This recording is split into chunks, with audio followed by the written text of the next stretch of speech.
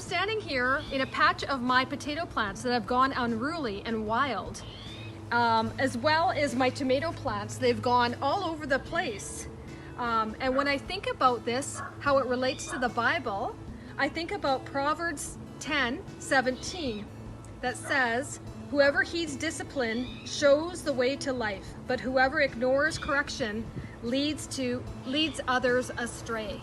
So I think, as you can tell, we really want to follow the path of God.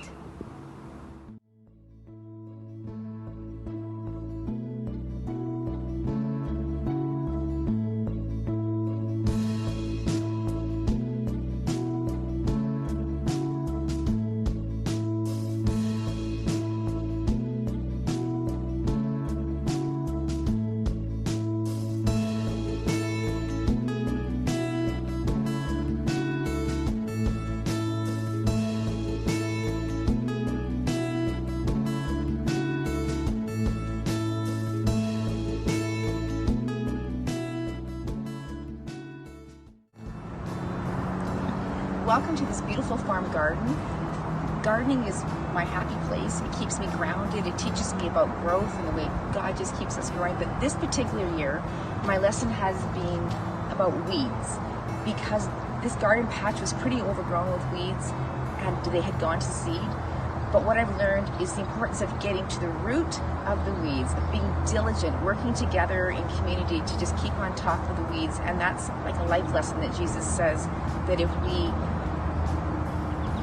don't keep the weeds out of our garden and out of our life, it stunts our growth and it doesn't help us to produce fruit or vegetables or crops, as is happening in this beautiful garden. So I suppose one of the cool things that I find about gardening is the ability to see the beauty and the majesty of God's creation, His created works on the planet.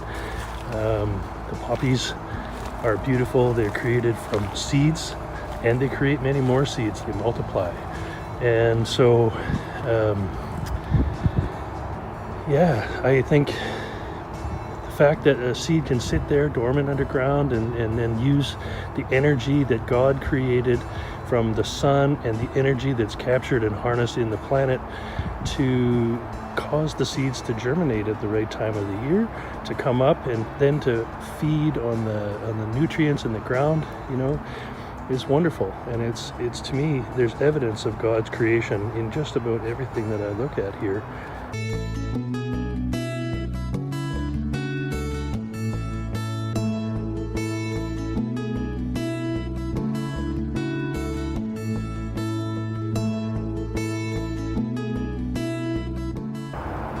We are participants, we plant seeds, but we're using the knowledge that God revealed to us in order to do these things.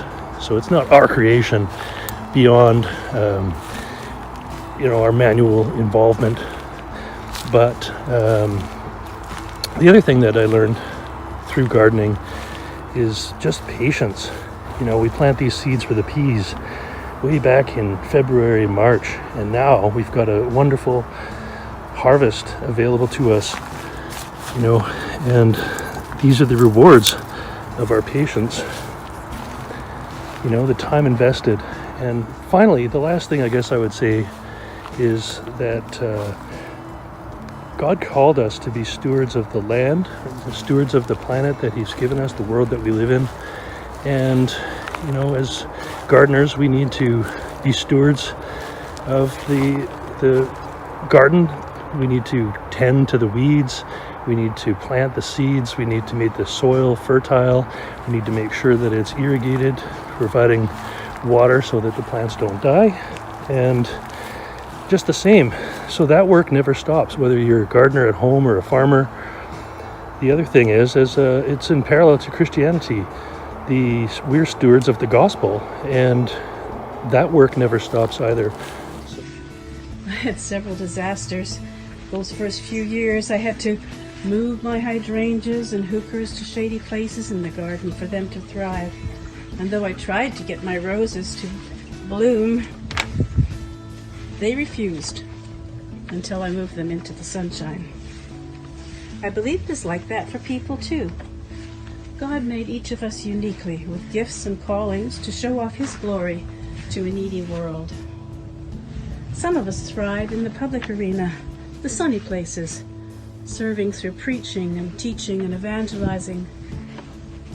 Others will find their place of purpose and growth in the shadows, in intercession and serving one-on-one behind the scenes. When we seek God and discern what we are made for and just where we are meant to be, we will thrive, and God will be glorified through our lives. God bless you and help you to discover your place in the sun or in the shade. In Isaiah 58 verse 11, God's promise to us is that we will be like a well-watered garden. The thing is with having a garden, and I think our garden has starting to really blend together nicely, is that these weeds keep coming up. They just never stop coming up. So often when I'm in the garden, I know this is no weed, this is a chamomile, but it grows a lot, so I don't want it here. They just keep coming. And so we have to be faithful to keep pulling them out. I know God wants me to grow, and I can't grow unless I let Him in to do the work that He wants to do. Much like weeding, this is something I think about often as I'm pulling weeds.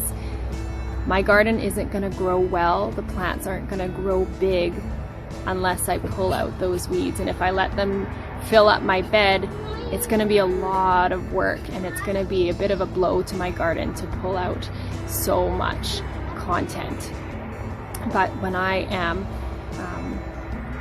pulling out those weeds continuously, and when I bite the bullet and do a big overhaul when I need to, it's worth it in the same way that it is so worth the pain sometimes of letting God pull back that sin and that darkness so that there is space for us to truly blossom.